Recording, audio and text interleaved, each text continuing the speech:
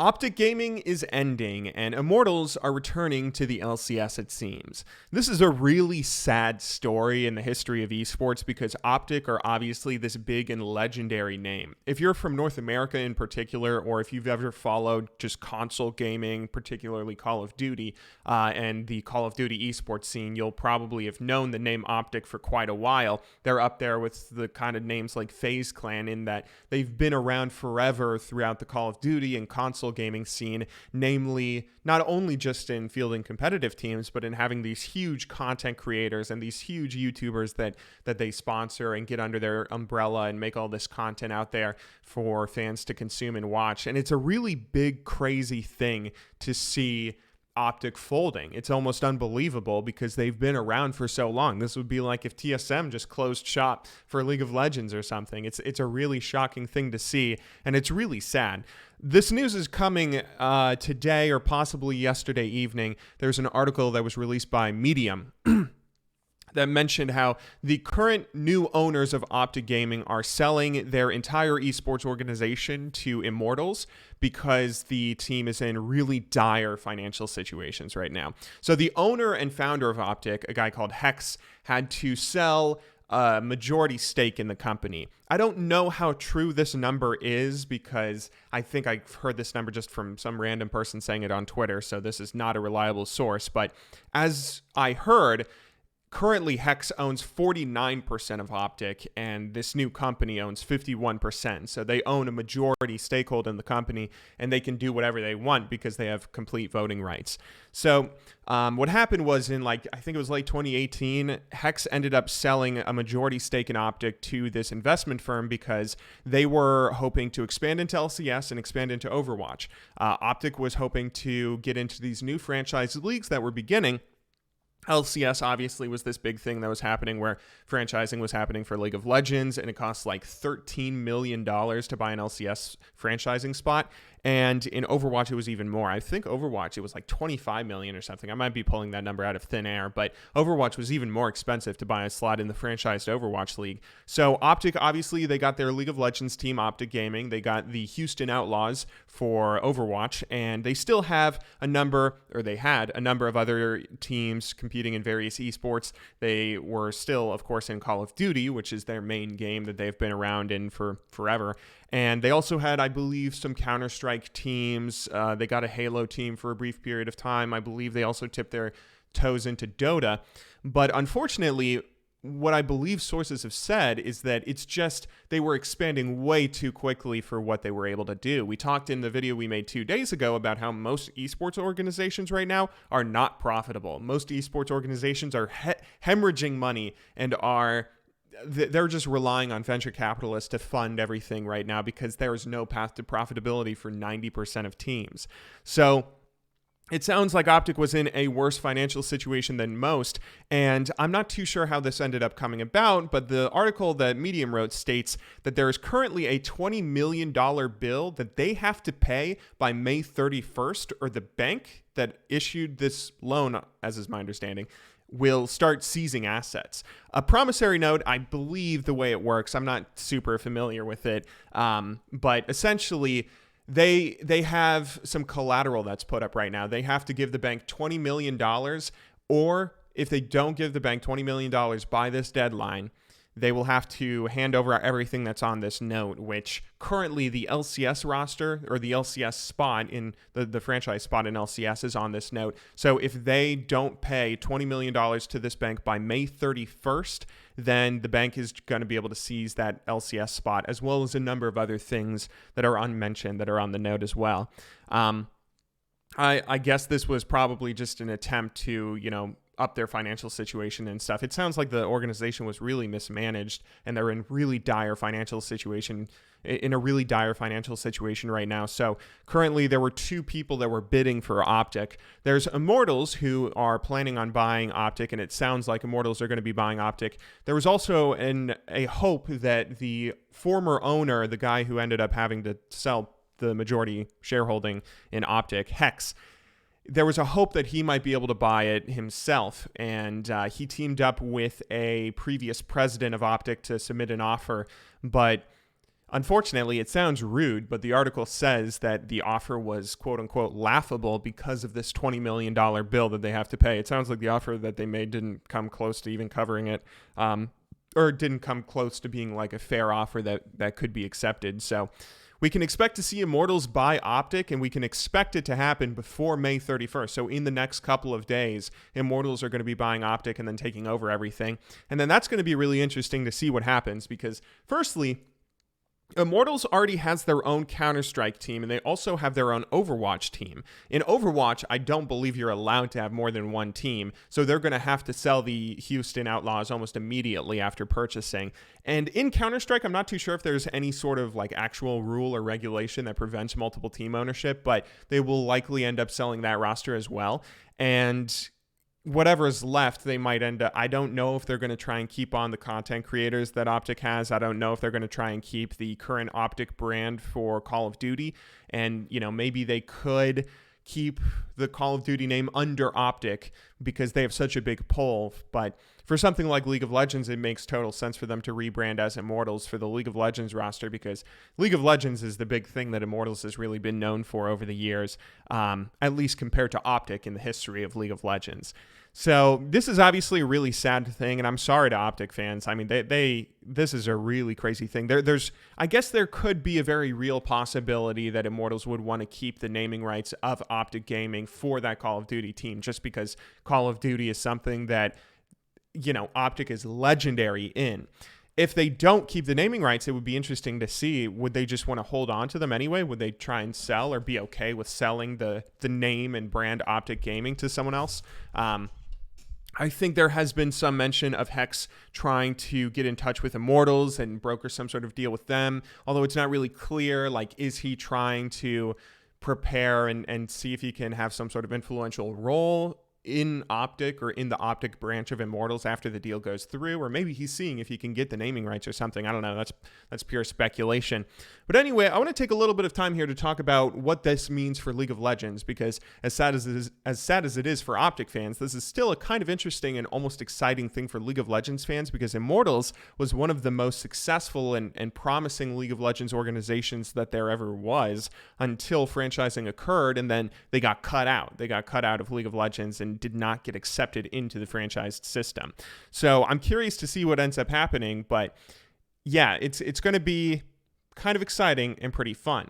And this is interesting because Immortals has such a big history, right? So for just a brief overview for any of you who are unaware, Immortals ended up getting into League of Legends because they bought a team called Team 8, who I believe just won promotion into LCS, or maybe they played in LCS for a split or two, but they bought a team that was a middle to lower end LCS team, and then I think they just completely retooled the roster, got all new players in, got their entire management and coaches and everything. They were led by this guy who founded Immortals, Noah Winston, who at the time I think was the youngest CEO and the youngest founder of an esports organization, at least in modern esports history. And the interesting thing about Immortals was they were able to immediately find success, and they were able to find success with a lot of players that are not like cream of the crop amazing talents. So they, I think, went 17-1 in their very first split. They ended up losing in the playoffs, but they won the regular season by a pretty wide margin and were able to crush everybody right away with this roster they created. And the roster was particularly interesting because they had a lot of players that were not considered like, they weren't the Bjergsons, they weren't the Jensens, they weren't the superstars that you would expect teams to build a roster around. They had they had Pobelter. I think this was the first time that Pobelter really started going off. They had Pobelter, who at the time was the only American, the only resident North American or Canadian mid laner in the LCS at the time. I think Golden Glue was playing as a sub for somebody, but he was the only starting mid laner who was from the North American region, which there has been a history even today of teams importing talent from mid lane because mid lane is such a superstar kind of role, and there's a lot of mid lane talent from other regions compared to the deficit of mid lane talent in North America. There's some top lane talent. There's some talent in some roles from North America, but mid lane is something that the region has been typically pretty weak at, and other regions have been overly strong at, so it's pretty easy to import a mid laner from another region and find a lot of immediate success with that. But Immortals, they had Pobelter mid lane. They also had Wild Turtle as their AD carry, which was pretty significant. This was right after Wild Turtle was dropped from TSM, and his career at that point was kind of on a downwards trajectory. He wasn't really doing that well. He obviously won the starting AD carry role for TSM. He was the starting AD carry for TSM after Chaos was booted / left, and he had played with TSM for quite a while up until that point, but TSM were not, they were still winning NA, they were still having a lot of domestic success, but they were coming off another world championship where they failed to get out of groups and just were disappointing in all sorts of different ways because that's kind of been the history of TSM playing internationally. So to see Wild Turtle leave that team who, he had a great chance and a long time playing with them, so a pretty good opportunity to cement himself as a starting AD carry in the region and possibly one of the better, if not best AD carries of the region, playing for the best team, at least at the time. It was really kind of shocking and almost sad for anyone who was a fan of him to see him leave TSM, because it kind of felt like his, at the time at least, TSM was still kind of the king of North America, and you don't go from TSM to a better situation, you would think. You don't go from being the starting AD carry on TSM to anything that's better if you end up having to leave that team. But then Immortals were able to have that success. They were able to finish first and only lose a single game in the split of LCS, their first split of LCS. And to have him do so well, I mean, throughout the history of Immortals, they've just done a great job of recognizing talent that is either like young, unproven talent that other people haven't really had too much faith in, or recognizing other talent that people, might think there isn't as much talent there anymore. So, they had Wild Turtle, they had Pobelter, they had Flame playing top lane for them for a while. They got Xmithie, Cody Sun, and Ole. Like, these are all players that have oftentimes in their career had a slump or something where teams weren't, they weren't building their rosters around them. They weren't expecting them to be the great players, the amazing, successful superstars that you would think are going to go and be the best team in North America. These are players like, Xmithie. He has faced a tremendous amount of criticism throughout his career, but yet he has proven that he actually has a tremendous amount of talent, and he could possibly be the best jungler in North America. I mean, he is a very, very skilled player, even though plenty of people were ready to give up on him, but Immortals wasn't. And that's the kind of interesting thing about Immortals, is that they have been a team that has very, very much so been able to recognize talent that other people don't care about or aren't looking for or don't believe that there's any remaining talent there, and then cultivate it into an amazing team. And I think that's why I'm pretty excited to see them come back into LCS. Currently, Noah Winston is no longer the CEO of Immortals.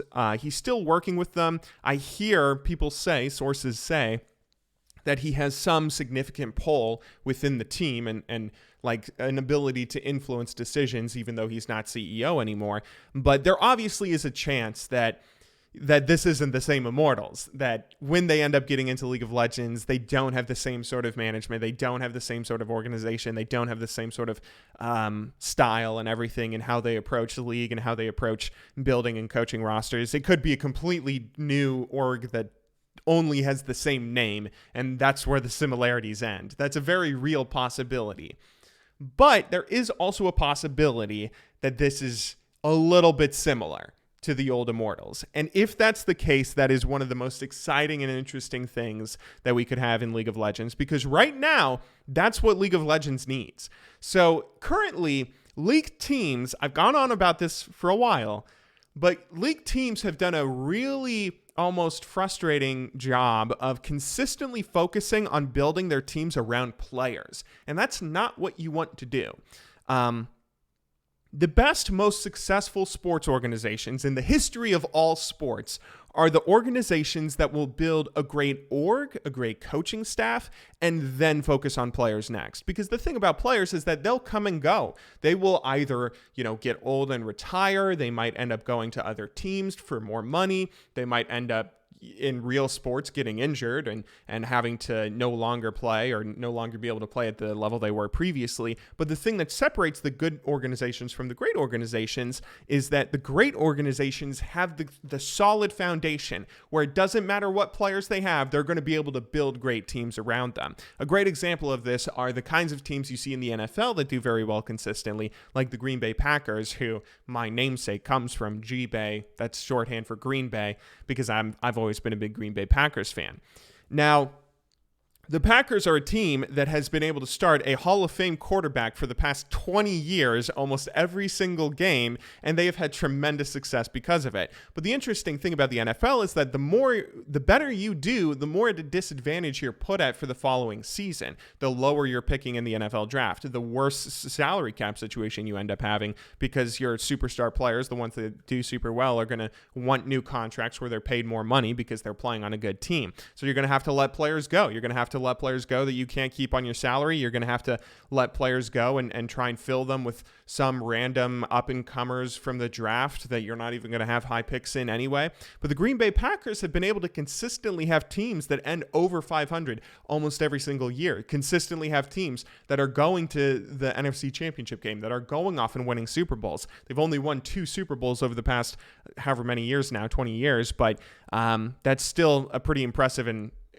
pretty amazing accomplishment, considering they play in the tougher NFC division compared to someone like the Patriots, who get to play in the super soft and easy to win AFC. Anyway, no shots at Patriots fans, but the Patriots are another good example, right? Like, it's great if you have an Aaron Rodgers. It's great if you have a Tom Brady. It's great if you have some sort of amazing superstar player that plays for your team, but they're going to go eventually. They're going to leave the team. They're going to be traded. They're going to retire, and you have to be prepared for having that next great player and being able to still develop talent no matter what talent it is that's given to you.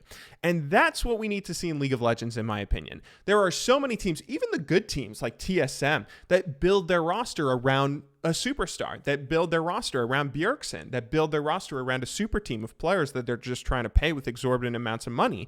And sometimes it does work. I mean, I give a lot of crap to super teams, but as you have seen with Team Liquid and G2 at this past MSI, sometimes a super team can totally work. You can use money in certain circumstances. It will still fail like 90% of the time, but there are still circumstances where you can build a great super team that will do super well. But the thing about sports is that you have to be prepared for when those players retire, for when those players are no longer playing up to the level that you're paying them, when those players end up going off to another region or going off to another team because someone else is willing to offer more money.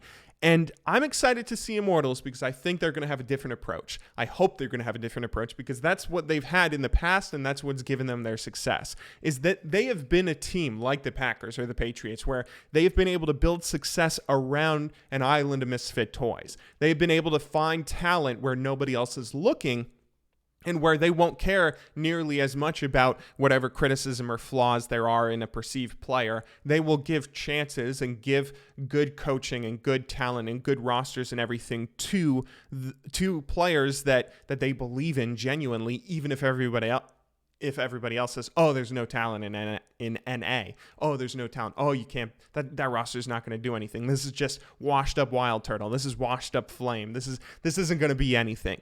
They've been able to build those rosters, and I think that's exactly what North America needs. I'm very, very excited to see Immortals come back to the LCS because I think this could be really interesting.